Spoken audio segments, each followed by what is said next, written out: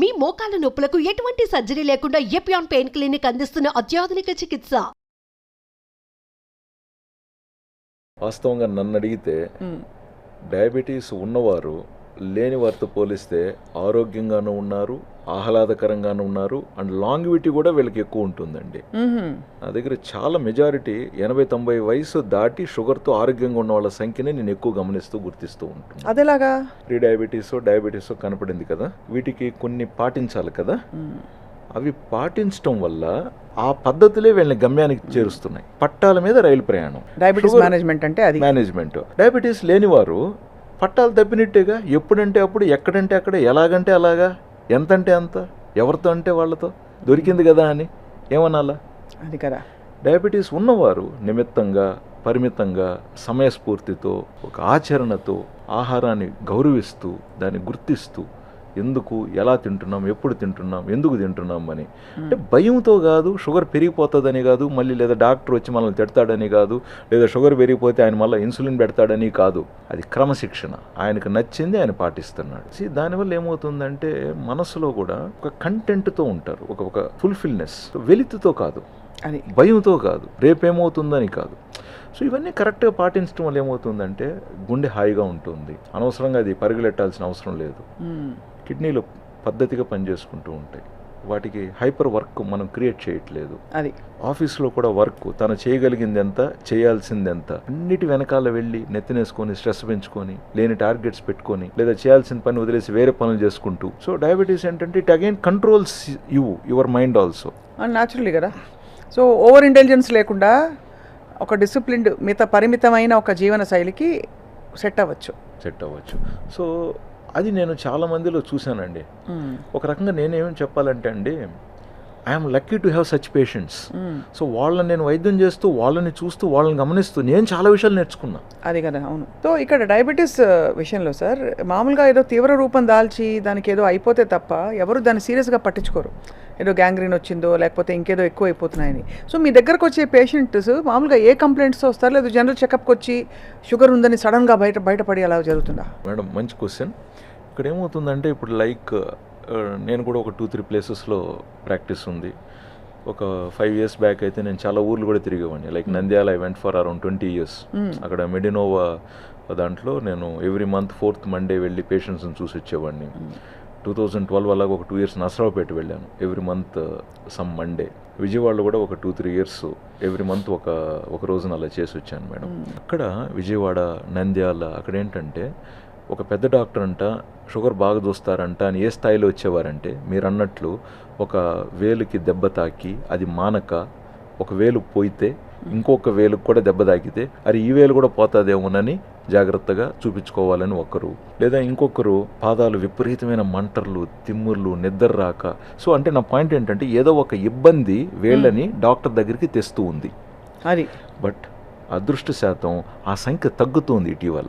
చాలామంది ఇప్పుడు షుగర్ కనపడినప్పుడు అరే ఆలస్యం చేస్తే, నిర్లక్ష్యం చేస్తే షుగర్ లెవెల్స్ ఎక్కువగా ఉన్నప్పటికీ మనకు ఇప్పుడు సమస్యలు ఏమీ లేవు కదా అనుకొని మనము భ్రమలో కాలం గడిపితే తర్వాత అది కాంప్లికేషన్కి దారి తీశాక డాక్టర్లు కూడా వైద్యం చేయటం కష్టం. మందులు పెరుగుతాయి, టెస్టులు పెరుగుతాయి, ప్లస్ నయమైనట్టుగా కనపడదు, ప్రొలాంగ్గా ఉంటుంది కోర్సు. సో వీటిని గుర్తించి ప్రివెంటివ్ కేర్కి వచ్చే వారి సంఖ్య పెరుగుతూ ఉంది, మనం గర్వపడాలి ఇక్కడ. సో ఇప్పుడు ఉదాహరణకి నా హైదరాబాద్ సెంటర్లో ఎక్కువగా ప్రివెంటివ్ కేర్ గురించి ఆశిస్తూ వచ్చేవాళ్ళు ఎక్కువ అవుతున్నారండి.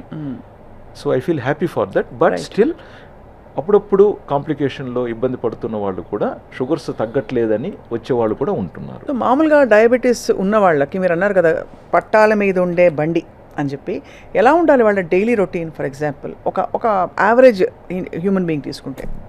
మేడం నేను డైరెక్ట్గా మీ క్వశ్చన్కి ఆన్సర్ ఇస్తే అది నేను ఇంపోజ్ చేస్తున్న రూల్ లాగా అయిపోతుంది. నేను ఎలా అంటానంటే దీనికి ఒక 40-50 years బ్యాక్ అనుకుందాం, లేదు ఇప్పుడు కూడా కావచ్చు, ఒక మంచి ఉపాధ్యాయుడు, ఒక హెడ్ మాస్టర్, ఒక స్కూల్ బాధ్యత ఉన్న అతను, ఒక మంచి కుటుంబ వ్యక్తి, ఎలా ఉంటుంది ఆయన జీవనశైలి చెప్పండి? బాధ్యతగా ఉంటుంది.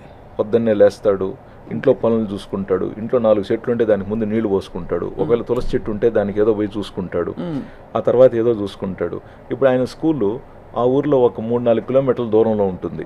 సో సైకిల్ ఎత్తుకొని హెడ్ మాస్టర్ అయినా సైకిల్లో పోతాడు. స్కూల్కి ఒక 10 నిమిషాలు ముందే ఉండి వాడు వాచ్మెన్ గేట్ తెరిచాడా, స్కూల్స్ అన్నిటిలో క్లీన్ చేశారా, బల్లల మీద ఏమన్నా దుమ్ము ఉందా, సో అన్నీ చూసుకొని రెడీ చేసుకుంటాడు.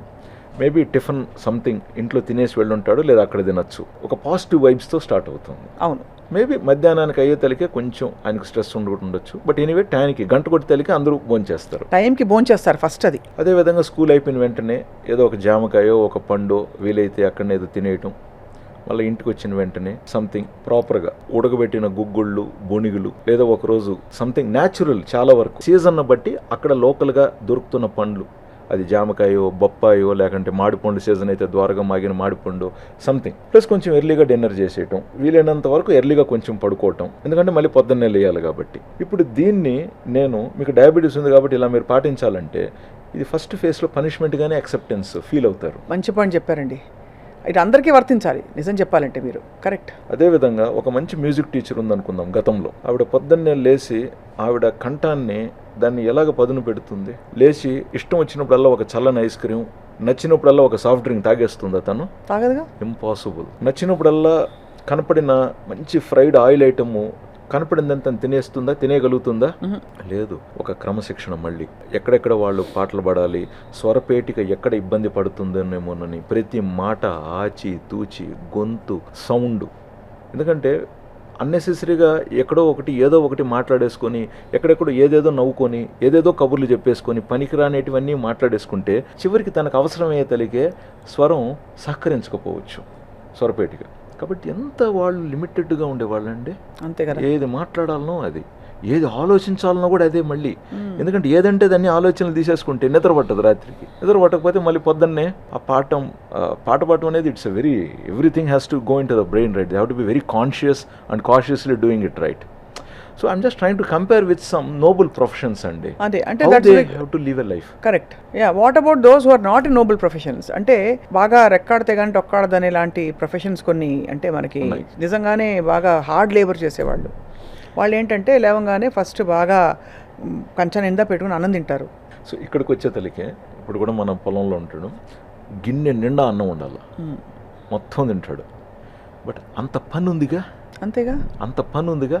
సో ఎందుకు నేను ఫస్ట్ ఈ ప్రొఫెషన్స్తో చెప్పానంటే ఇవాళ రేపు చాలా వరకు మనందరం కూడా పనుల్లో ఉంటున్నాం. సో అంటే అలాంటి పనుల్లో ఉంటున్నాం. అంటే శారీరక శ్రమ కంటే కూడా మైండ్ వర్క్స్ ఎక్కువైపోయినాయి కదా. కరెక్ట్. సో మైండ్ వర్క్స్ ఎక్కువ అయిపోయినప్పుడు మరి మైండ్ వర్క్ ఎక్కువ ఉన్న వాళ్ళలాగానే మనం వర్క్ చేయాలి కదా అనేది ఒకవైపున. అవును. ఇప్పుడు అప్పట్లో ఇవన్నీ లేని వాళ్ళు, ఈ క్రమశిక్షణ సంబంధం లేకుండా ఉంటే లేచిన వెంటనే అన్నీ తినేసి వాట్ ఎవర్ దే డిడ్, అవును, లేట్ నైట్ వరకు వాళ్ళు కూడా ఊర్లలో జాతరలు ఉండేటివి, పండుగలు ఉండేటివి, వాళ్ళకంటూ కొన్ని రకమైన ఉండేటివి. So they enjoyed everything in their life. But physical activity was mandatory. వారికి ఉదయం నుంచి మధ్యాహ్నం వరకు పని పని పని.